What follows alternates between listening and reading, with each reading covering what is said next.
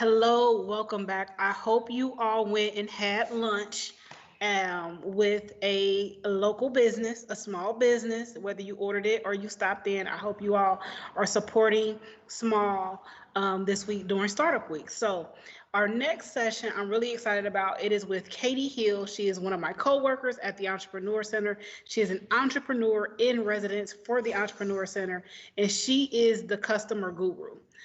Customer focused things is what Katie does.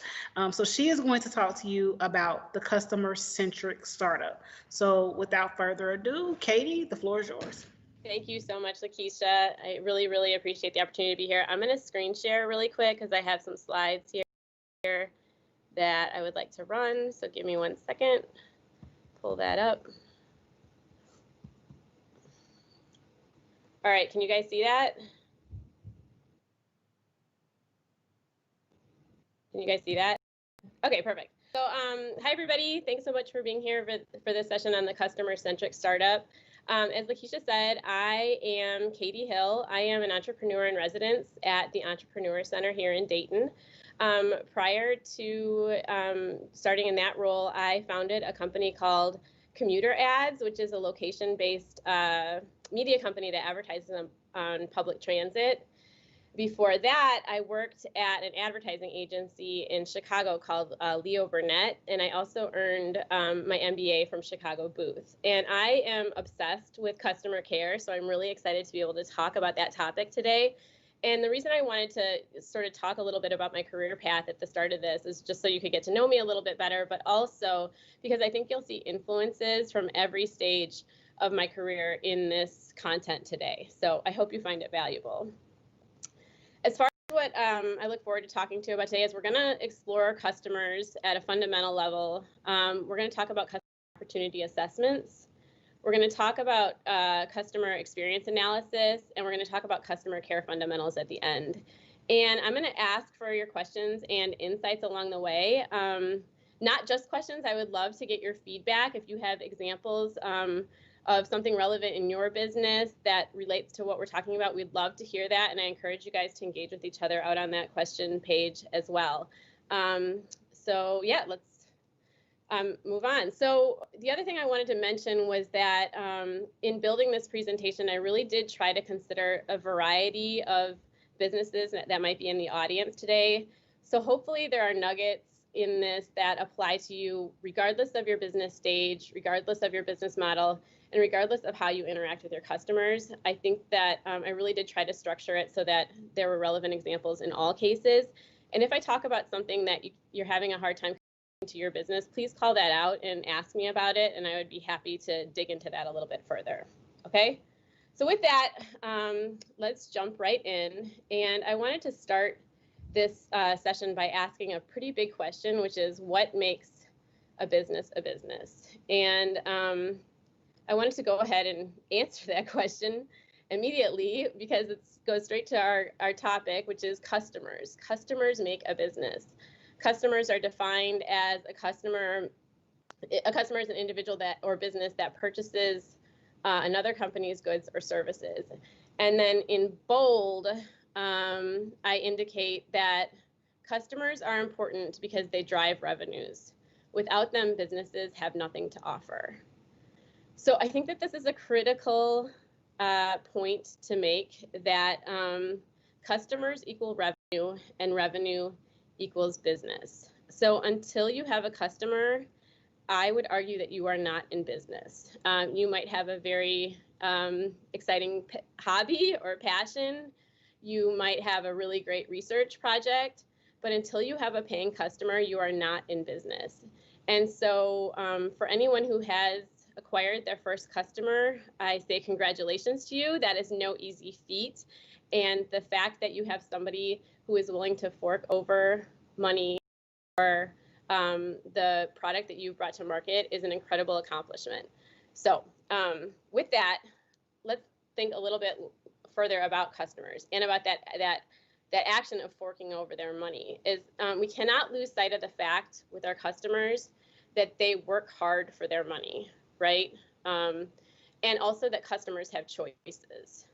So when we want to think about our business and we want to really get into the nitty-gritty of our product or our location or our teams or whatever, if we lose sight of the fact that customers work really hard for their money and that they have choices, we're going to end up falling behind. So we need to constantly ask ourselves, what do customers care about when making choices about how to spend their money? And how are you bringing that to the market, right? So do your customers care about price? Do they care about quality? Do they care about convenience? Do they care about status, branding experience, shopping local, et cetera, et cetera? There are hundreds of reasons why a customer might choose to spend their hard-earned money with you. And this becomes the basis of your value proposition. Lakeisha talked about value proposition the other day.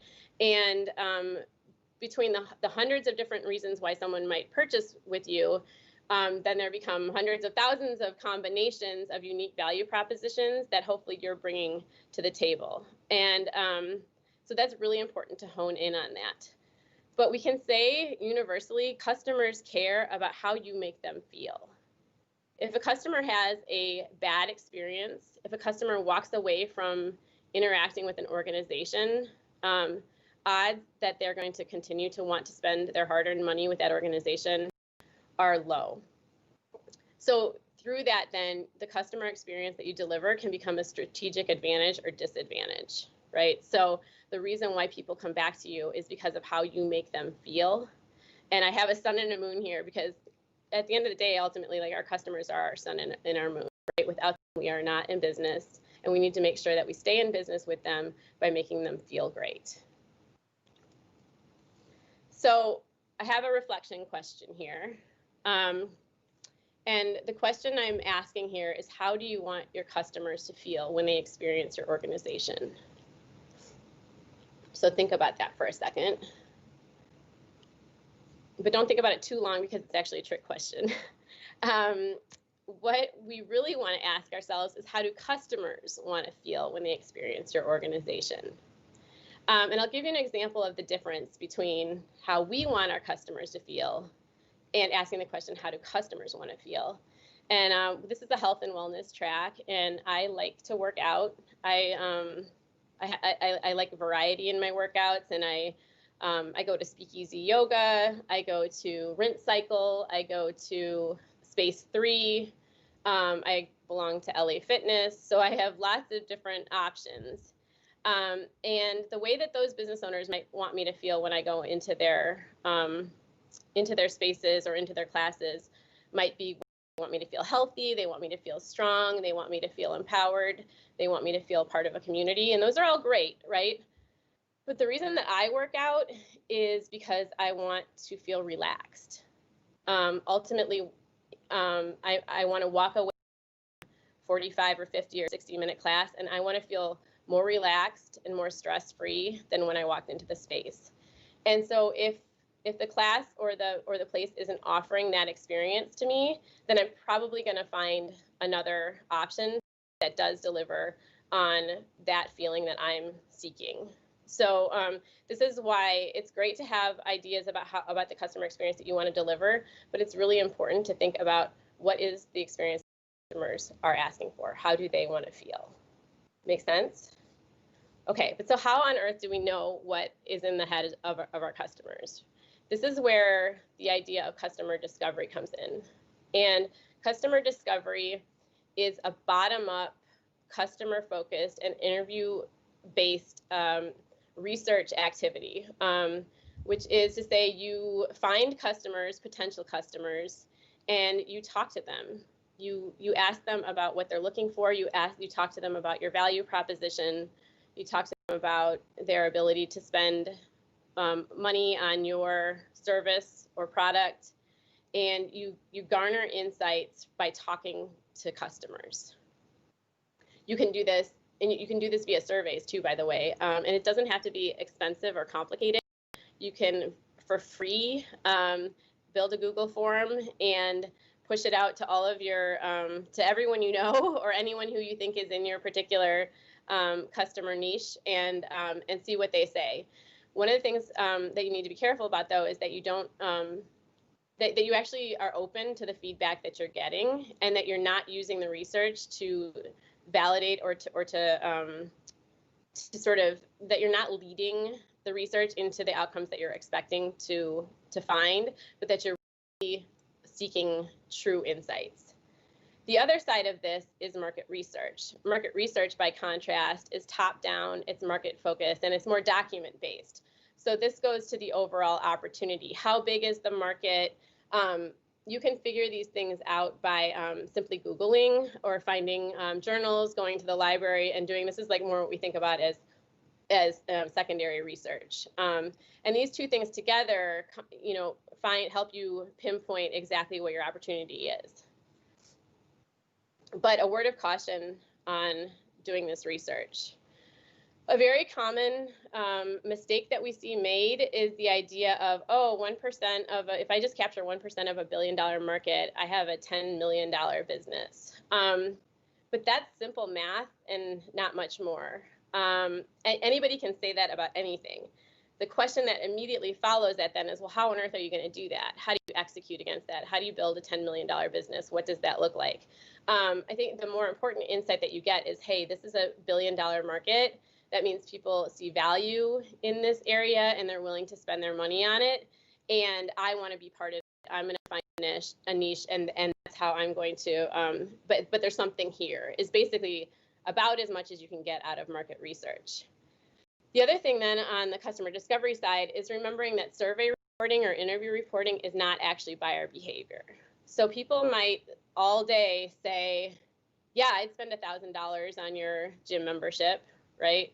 And then say, but then if you were to turn around and say, okay, awesome, I've got my Square payment processing right here. Go ahead and give me your credit card, and I'll take your $1,000, and you can be a member of my gym. It'd be like, well, wait a second, I didn't say that. I need to learn more, right? So just because you have a bunch of survey data that says that people will buy your product, they like your product, doesn't mean that you'll actually be able to convert all of them. As a matter of fact, you'll probably only be able to convert a fraction of that, and you need to take that into account when you look at how you model your business moving forward. Okay, and so that's why I encourage you to move as quickly as you can from research to your first customer. And I sort of alluded to this at the beginning, but research is research and a sale is a sale. And there is no sale if you're actually trying to build a business. When it comes to getting your first sale, there is nothing wrong with low-hanging fruit. As a matter of fact, that's probably where you need to start.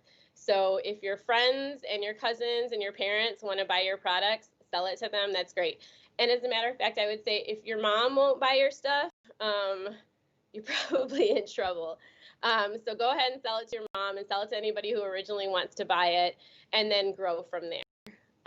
In the process of getting that first sale, I encourage you to be really clear on your value proposition. This is great practice for sort of getting your messaging down and being consistent in expressing what makes you different and what makes you special and why people should spend their money with you.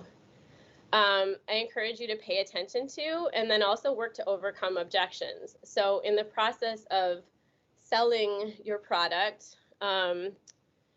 people are going to say no, right? That's a really big piece of this, and you have to be okay with that.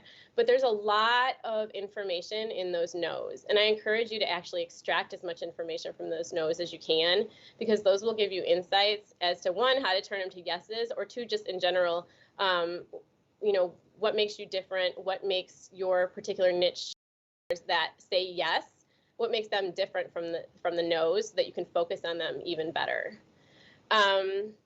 Manage expectations appropriately. So as people are coming in and trying your product for the first time, you know, initially,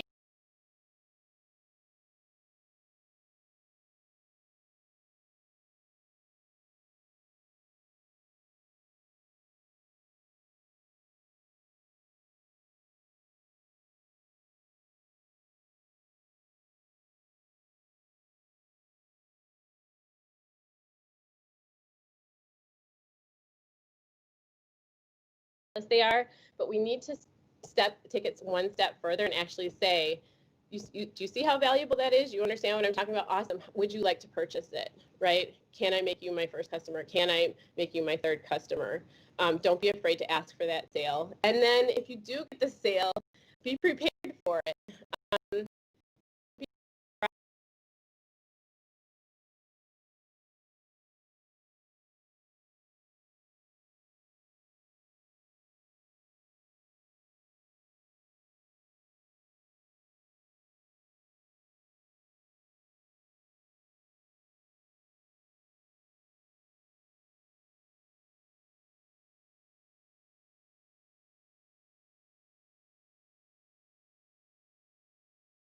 to do an ad on the bus, and we actually lost that first check.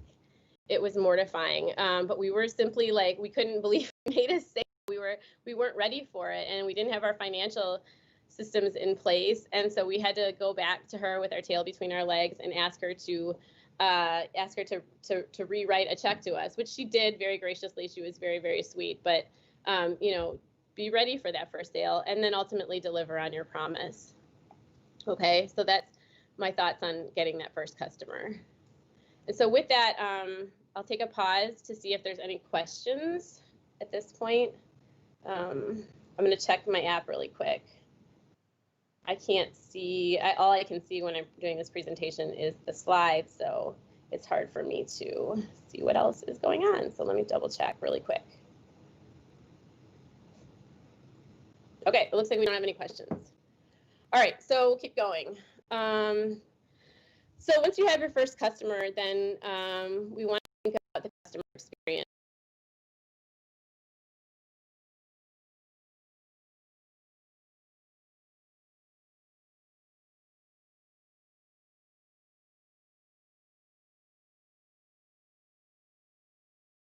Are you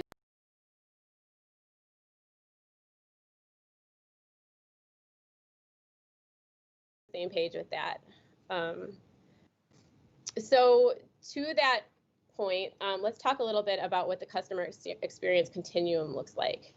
So at a base level, you have customer service. And at this level, you do what you say you do and you deliver on the value expected. Nothing wrong with this, right? Customer service 101. The next level, you have customer care, which is you do what you say you will do, but you exceed the value that they expect. You make customers feel seen and heard. And I use that term because the point is that I made earlier is that you make customers feel how they want to feel, right? So if they feel seen and heard, that just means whatever they want to feel, you're delivering. And as a result of this, customers come back. And then at the top of this is customer delight. And we hear this term a lot in marketing, right? You have delighted customers. And in this case, you do what you say you'll do. You consistently, you're knocking customers' socks off. You're making them feel like they're the center of the universe. They come back and they refer more customers to you, right? This is like Disney, right? Okay. So another reflection question, is the goal to offer customer service, customer care, or customer delight?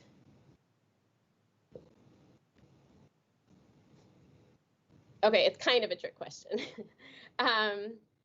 What I would say is that the inclination would be to say like, oh, I want to delight my customers, right? More is more. What's wrong with any of this at the top of this, at the right side of this slide, right? This is all amazing, and if you're doing all these things, like you're totally, you know, you're amazing. You're Disney, right? But I think there needs to be a little bit more thought put into what the goals are, especially for a startup where resources might be tight. So what I would encourage you to do is to look at the ROX, which is return on experience. Okay, so this is where we're not just doing things to do them, we're doing things because they're bringing value to our startup. And the way that we calculate return on experience starts off with a net value calculation. So we look at the value of the experience and we subtract the cost of the experience, and that's how you get net value. And as an example, say the value of an experience is $12,000. You're going to get $12,000 worth of increased sales by spending $10,000 on a website upgrade. Okay, so like say you're getting feedback that your website is hard to navigate. You go talk to a local development shop. They say, sure, we can make your customer experience spectacular, but it's going to cost you $10,000. Well, if you believe that that is going to lead to $12,000 in increased sales, you have a net value of $2,000. Okay, and you would always want to do this calculation to be for the outcome, the net value to be positive, right? If your increased sales were going to be $6,000 and it was going to cost you $10,000 and you're going to be negative $4,000, you can stop right there, right? That's not something that you would want to do. It would be a money losing proposition. So once you have your net value, then you can calculate your return on experience. So the calculation is net value is divided by the cost of the experience times 100, and that's how you get to a percentage. So you take your $2,000 of net value and divide it by your $10,000 investment from the website upgrade, and you get a 20% return on experience. And yes, this is just a twist on a basic return on investment calculation. In this case, we're paying specific attention to what we're doing to enhance our customer experience to make sure that it's going to ultimately result in an experience that drives value for our business. Okay. The other point I want to belabor a little bit further on this is that ultimately, when you're deciding on what you're going to do to enhance your customer experience, you're looking at the amount of effort that it's going to take, which I have across the bottom, across the horizontal line here. So you have less effort activities and more effort activities, and then how that's going to convert to return customers and ultimately more revenue. So less return customers versus more return customers. And when you think about it a little bit further, your customer service in that continuum is less effort, less return customers, right? And your customer delight is more effort and more return customers.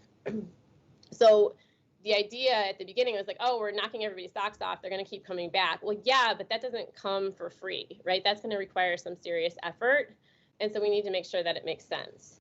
And this is a point that I just loved from Harvard Business Review. So I'm going to go ahead and read this because I think it's really powerful when we think about what we're going to do to enhance our customer experience.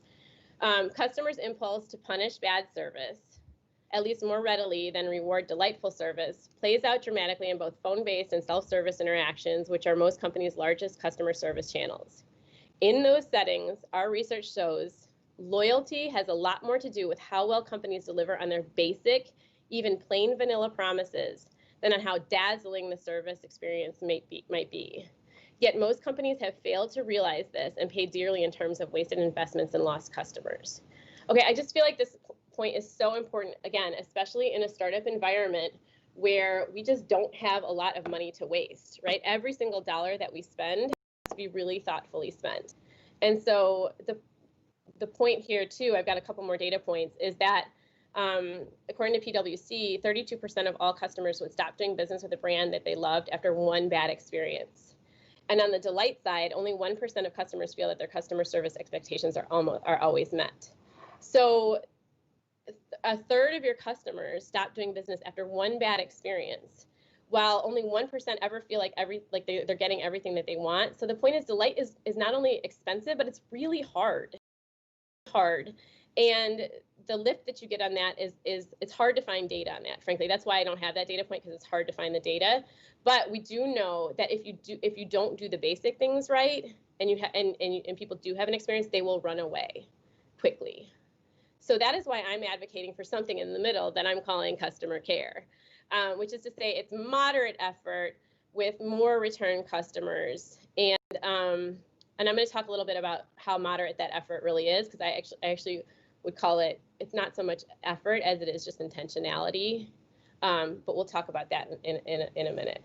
So the whole point of this is just that I'm encouraging you to really be thoughtful about how over the top you might get with your customers, because it might feel good and it might look good and stuff, but if it's not actually bringing people back, and in the meantime you're losing customers because you're not doing the fundamentals right, that becomes a problem. All of this is because generally, in almost every case, customer acquisition is more expensive than customer retention.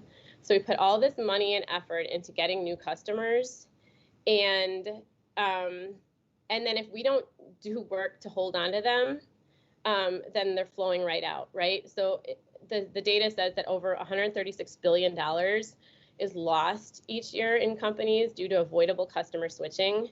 So I'm calling this is the leaky bucket, right? You've got customers coming in, and then if you're not careful, you have customers flowing right out. And in the case of a third of them would be leaving after one bad experience. So that's why we really need to focus on delivering a good solid experience versus a bunch of bells and whistles that don't actually do anything. Okay. Any more questions? I'm going to stop really quick there. and see if there's any questions out there. 1 second.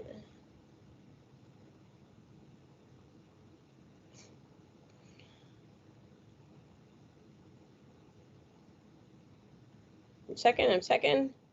Okay, still no questions. All right, hopefully it's all making sense then. Okay, so moving on. So what does customer care look like? I am going to make a case that customer care, basic customer care can be summed up in 5 fundamentals. And these fundamentals are things that I see regularly that are just missed, but that the data shows are the things that make the biggest difference when it comes to retaining your customers. And so, why do I even care about this? Why am I going to harp on these fundamentals at this point?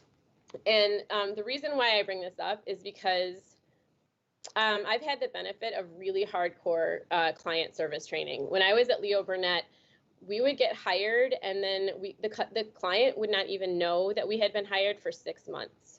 We would be in the background learning everything that the organization expected us in terms of how we treated our clients, how we delivered on our client service. So we learned how to, honestly, how to answer the phone, how to send emails, how to do a lot of the things that we'll talk about in this next section. But that training that I received really early in my career, I think has served me well throughout my businesses. And what I found when I became an entrepreneur is that doing those things that were just sort of expected of us at Leo Burnett, when I carried that into entrepreneurship, it was like a revelation. Clients loved the way that we delivered our services, and it felt really fundamental to me and simple. And yet at the same time, it really did become a huge competitive advantage because people felt good about working with us. The other thing too is that I know that entrepreneurship is hard enough. So when I think about that leaky bucket image, it just breaks my heart. Hard is to get customers to try your products. And so the thought of them then just sort of floating away, dripping away, just is something that, like I said, it breaks my heart. And so I think by doing some simple things, we can stop that from happening. As I said, it's simple and it makes a difference. I want you to be able to compete. You know, if you aren't doing these things, but your competition is, then you are vulnerable. And I want them to choose you. And frankly, it's bad out there. And there's a lot of really crummy client service and customer service. And I'm going to share some real examples with you here in these couple slides as sort of food for thought.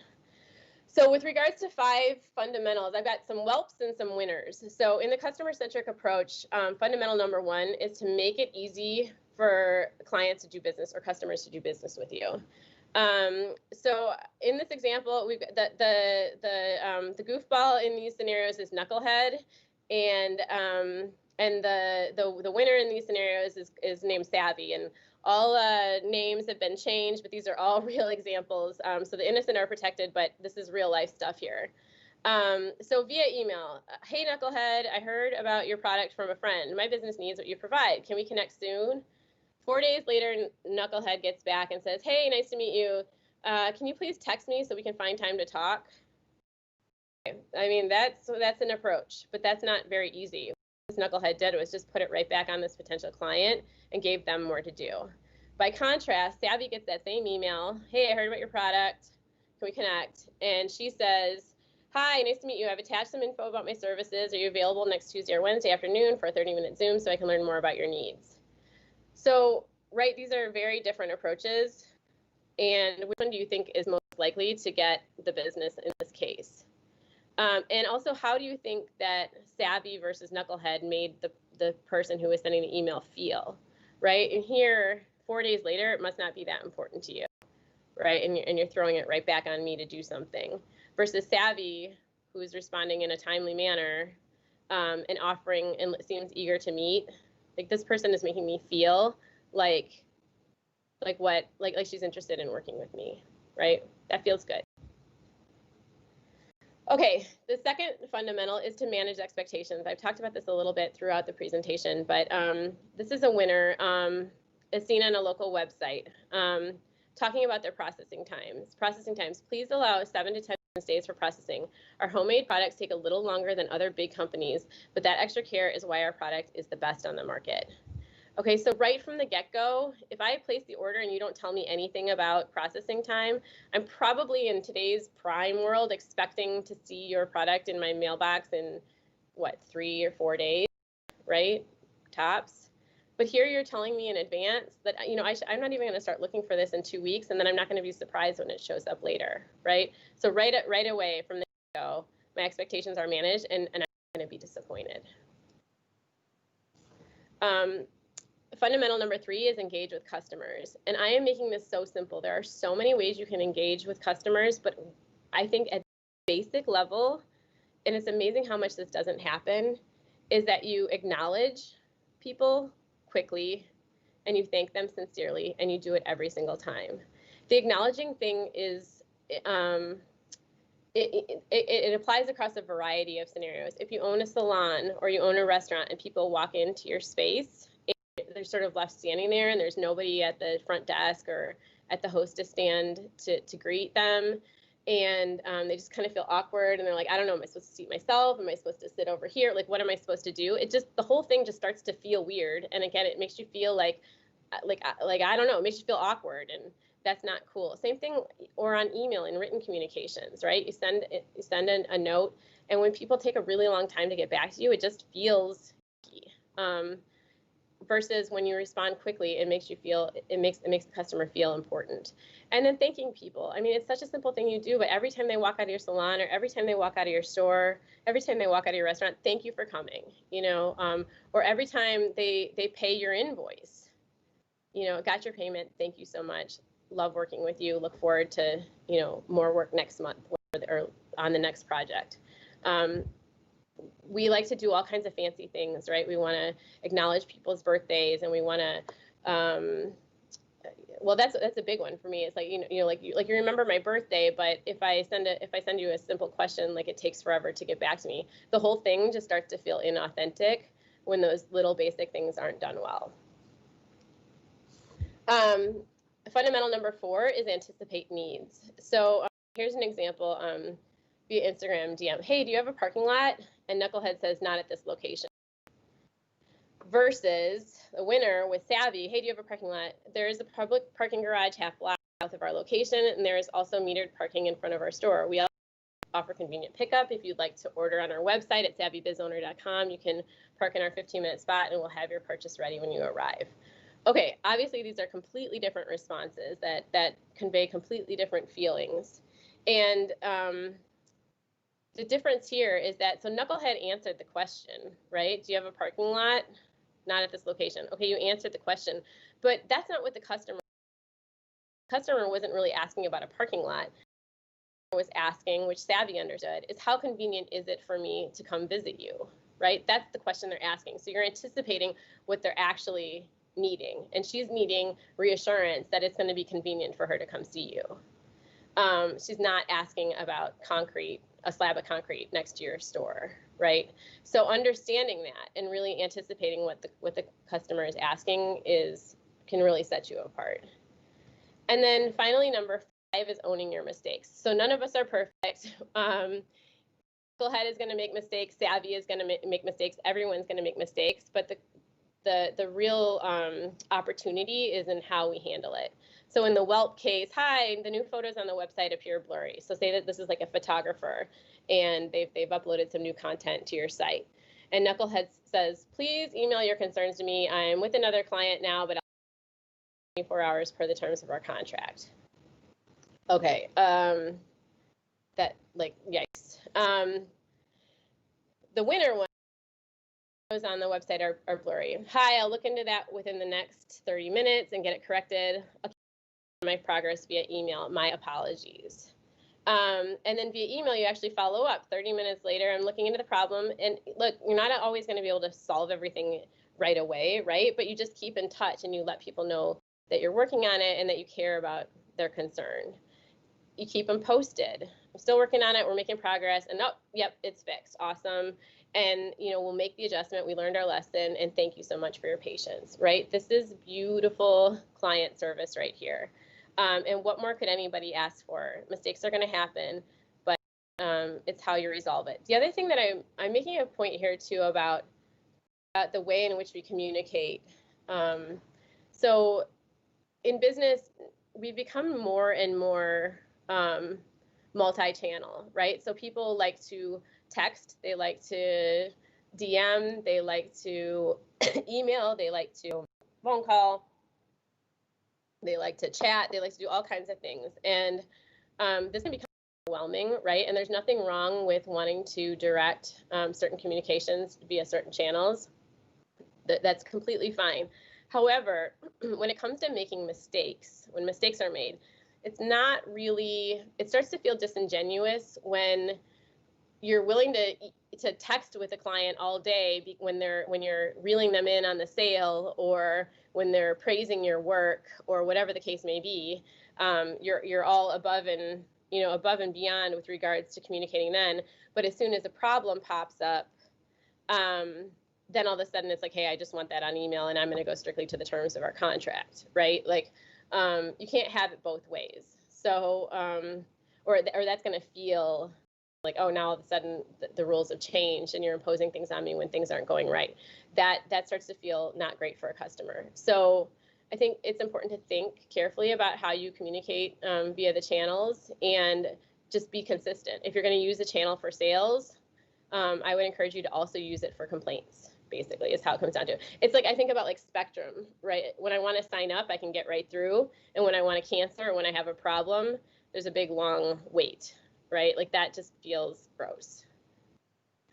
So those are the 5 fundamentals.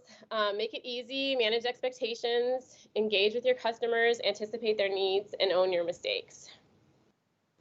And when it comes to executing on these fundamentals, there really are a million more things you can do, but I would encourage you to do these little things first, because ultimately this is about building trust. And once you have that basic trust, then you can go crazy. But if you do, like I was saying with the birthday example, if you do like fancy things, but you don't do the fundamental things, it sort of feels like sometimes you're there and sometimes you're not, and that doesn't feel awesome. I encourage you to be intentional about your customer experience, your overall customer experience. I encourage you to be authentic with it too. Whatever your customer experience is, it should reflect your beliefs, your culture, your company culture. It should be so if the customers are wanting to feel something that you can't deliver, that's something that you really need to contend with and think about if you're really in the right business or not. Train your whole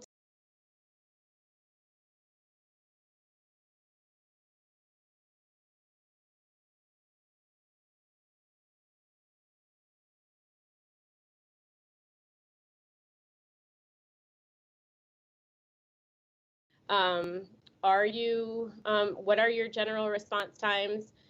Take a look at that and really measure how you're delivering.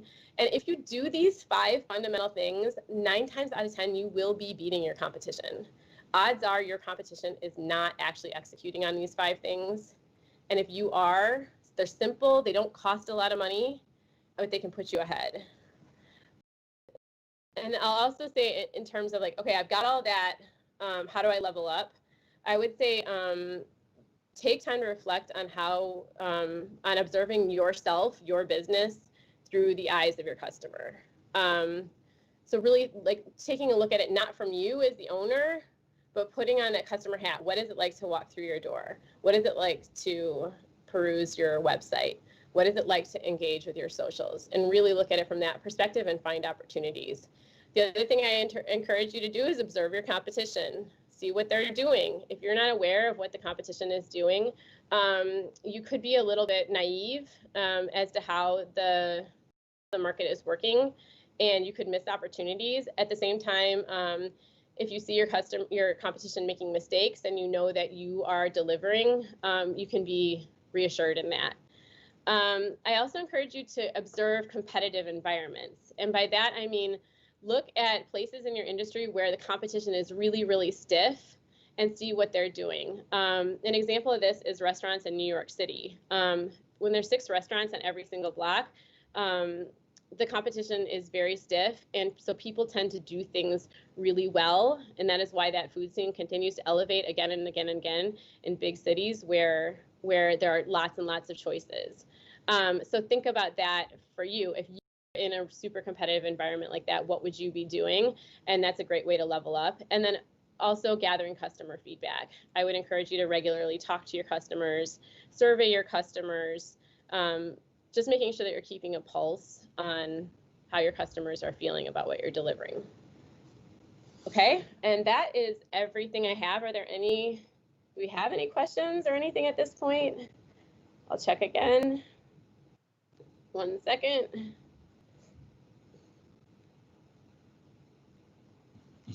No questions. Katie, thank you so much. No problem. Thank you so much. If I have 1 more second, I just wanted to plug that you know, I'm an entrepreneur at the Entrepreneur Center, and we're going to be moving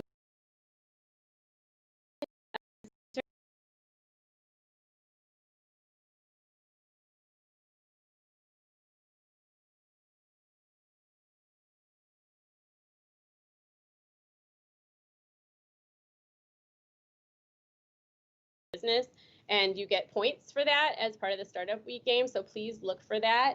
And I just wanted to thank Lakeisha for the COVID-19. Sorry.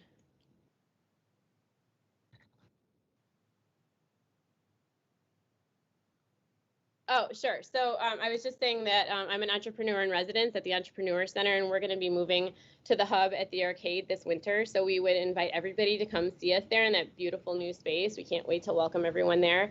And also, please take the COVID-19 impact survey. That's a survey that the Entrepreneur Center has put out to try to understand how entrepreneurs are being impacted by COVID-19. And you do get points towards the Startup Week game for taking that survey. So please do that. And then thank you to Lakeisha for the invite to present today. Thank you, Katie. Thank you, Katie, again, just for talking to us about how to be a customer-centric business.